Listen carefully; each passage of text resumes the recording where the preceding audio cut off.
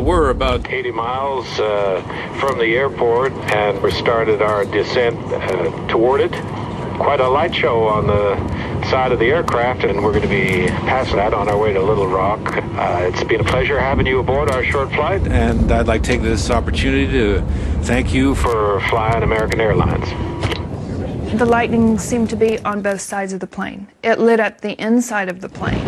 Very quick, you know, just kaboom type lightning, which was a little scary.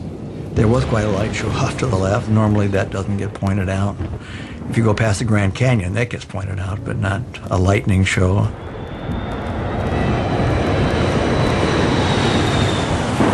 As the plane descends, transcripts of the cockpit voice recordings show that the pilots are aware of rough weather ahead. Just some lightning straight ahead. I think we're going to be okay, though. Right there. Yep, right down the bowling alley. As my friends would say, California cool. Cool. Peachy. Exactly. 1420 at 11.3 for 10,000. When the pilots contact the air traffic controller at Little Rock, he gives the first of a series of alarming weather alerts. We've got a thunderstorm just northwest of the airport moving through the area now. Wind is 280 at 2.8, gusts 4.4, and I'll have new weather for you in just a moment, I'm sure. Gale force winds are gusting up to 50 miles per hour, enough to blow tiles off a rooftop. High winds pose a severe hazard for Flight 1420. Crosswinds make it difficult to control the plane on landing. The pilots must quickly determine if they are within safe limits. They calculate the strength of the crosswind from its angle to their final approach. All right, so that's 280 at 4.4. Gusts at 44. Right. Near the limit. Well, it's 40 degrees off. I mean, you're not out of the limit because of the angle, but that's pretty close.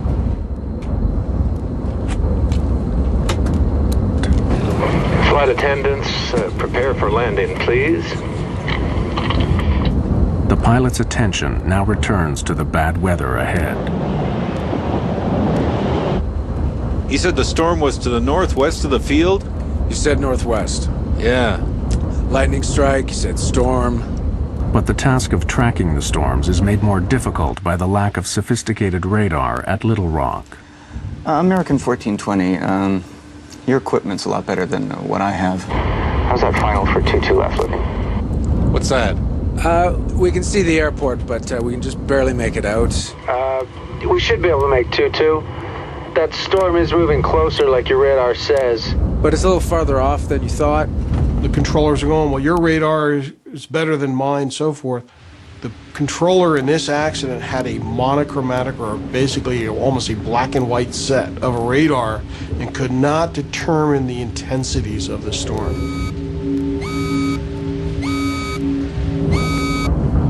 The controller calls in with more bad news.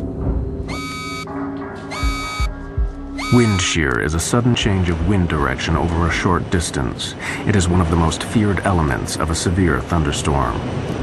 To combat constantly shifting winds, the pilots are forced to throw away all their previous approach plans and start again. They have to reverse the direction of their approach, so they will be landing into the wind. Yeah, we're gonna need, We would rather go into the headwind, sir.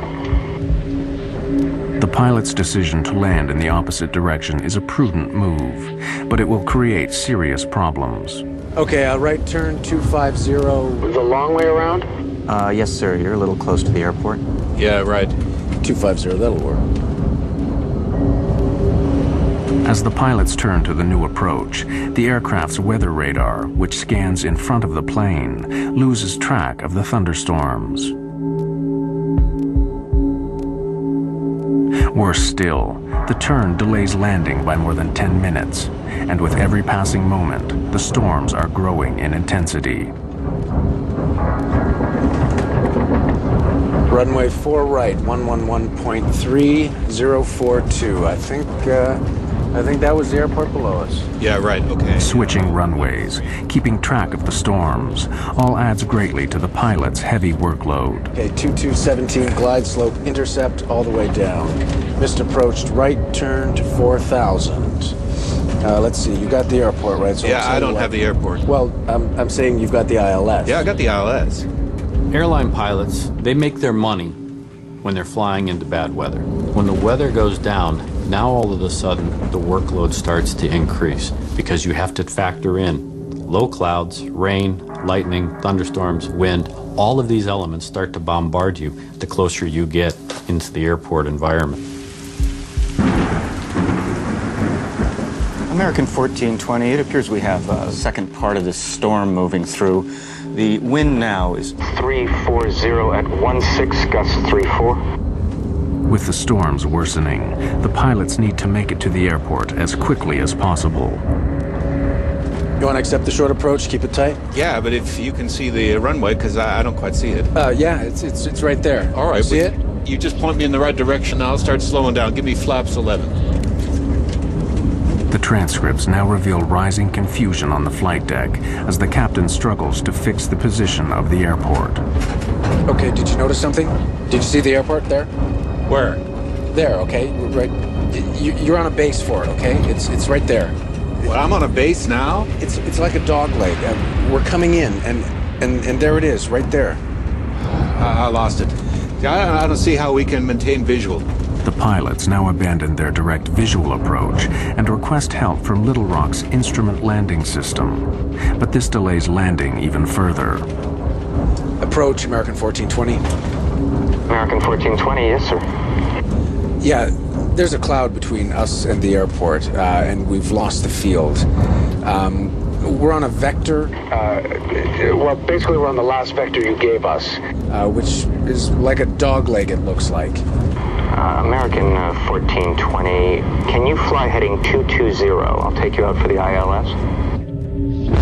This news footage shows the storm on the night of the crash. On the airfield, heavy rain cuts visibility even further. Captain Bushman is getting frustrated. See, I hate droning around visual at night and weather without having any clue where we are. The thing that was really getting to me was I knew we were getting very low. I knew that the rain was not letting up and that we were being jolted around quite heavily. See how we're going right in the middle of this crap? Right. Approach, American 1420. I know you're doing your best, sir, but we're getting really close to this storm, and we'll keep it really tight if we have to. The plane was rocking and rolling at that point. It was pretty doggone unstable. I don't know what made me aware, so doggone aware, that we were going to have a problem. I don't know what did that. As Flight 1420 lines up for final approach, they head straight into the thunderstorm. The crisis for Flight 1420 is about to get even worse.